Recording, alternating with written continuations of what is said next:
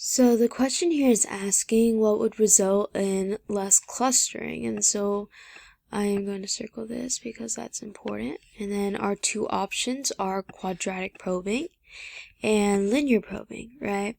And so let's kind of think about the main differences between the two. So I know that they're both hash of x plus something modulo 10, but the main difference is this one is plus I squared, whereas this one is I. And if you kind of just focus on this, you can kind of see where less clustering happens, because with linear probing, you're only incrementing by 1, right? And so let's just say you have 134 and you want to put it into a hash table. 4 is preoccupied, 5 is preoccupied, 6 is preoccupied, and then 8, 9, 10 are preoccupied. Whereas in the beginning of the table, 0, 1, 2 are not preoccupied, right?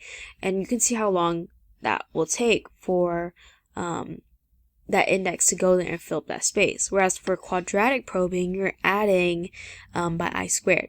So you're going to be adding 1, and then 4, and then 9, and then 16, right? And so you can kind of see how this will lead to less clustering. And so that's why that's the right answer.